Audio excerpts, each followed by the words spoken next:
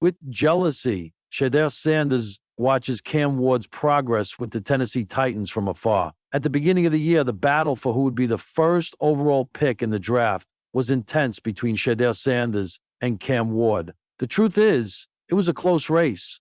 Ward had a phenomenal season with the University of Miami, and Sanders did the same with the University of Colorado. However, both took drastically different paths, one for better, the other for worse. As the months went by, the gap between Cam Ward and Shedeur Sanders widened significantly. Ward became the clear favorite to be the first overall pick, and that's exactly what happened. The Tennessee Titans ended up selecting him, while Sanders, well, we know how that story went, fell all the way to the 5th round. It was clear that Cam Ward would be the first pick in the draft, but it was also very likely that Shedeur Sanders would be selected in the 1st round, or maybe at the start of the 2nd. But Deion Sanders' son slipped all the way to the 3rd day of the event, when the Cleveland Browns took pity on him and selected him with the 144th pick. Cam Ward is progressing in the Titans' offense. With Cam Ward, the Titans are now looking to become a competitive team in the AFC South. In addition to him, the offense has new pieces aimed at showing a new face after the disaster that was 2024, a season in which they ended up with the worst record in the NFL. Bleacher Report writer and analyst Mo Moton made it clear that the offense is progressing, but still lacks a lot of work, and especially talent.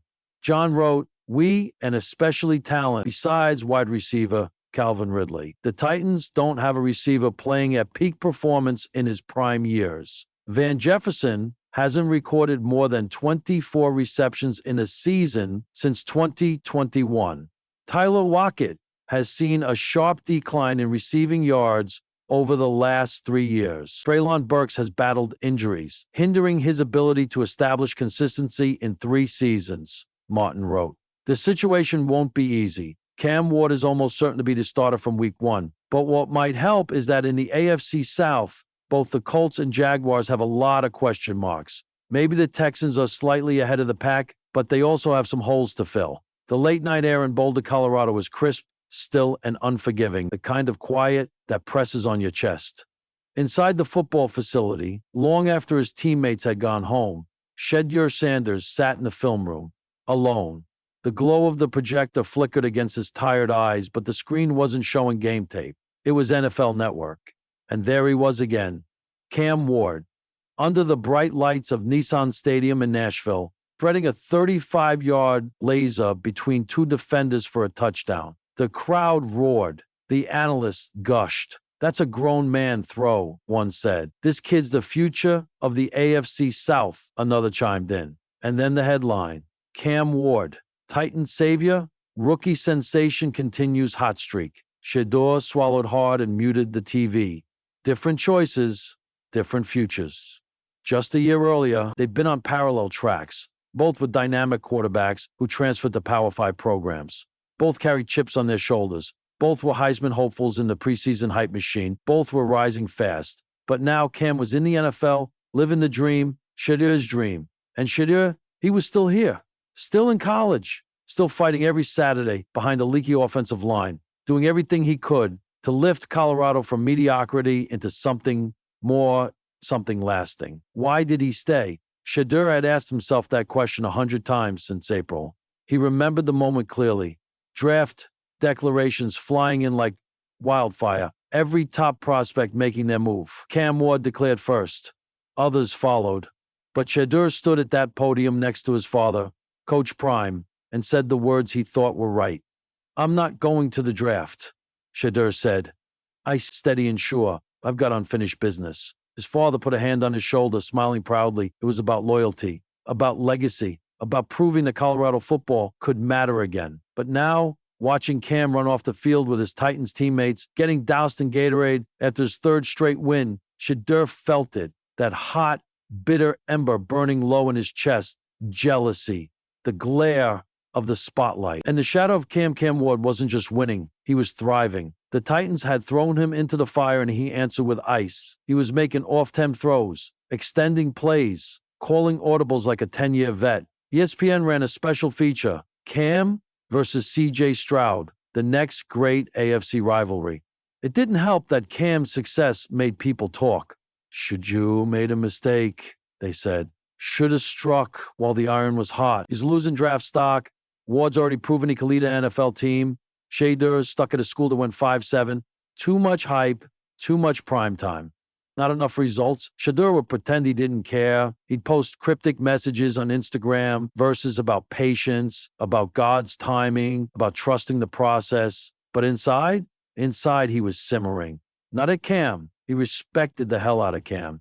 They'd worked out together once in LA the summer before. Cam was quiet, respectful, focused. He had an edge, too. Not loud like Shedeur, but sharp like a blade hidden under cloth. No, Shedeur wasn't mad at Cam, he was mad at himself. Legacy versus leverage. In private moments, he wondered what could have been. What if he had declared? What if he'd walked that red carpet, dapped up Roger Goodell and held up a jersey for millions to see? He could have been a Patriot, a Raider, maybe even a Titan himself. But he chose legacy over leverage, loyalty over opportunity. And loyalty doesn't trend on Twitter. Still, when Shedeur laced up every Saturday, when Shedeur laced up on his Saban, when Shedeur laced up every Saturday, he didn't slack. He played like a man with something to prove. The stats were still solid. Top 5 in yards, low turnovers, a few clutch wins. But the national spotlight had dimmed.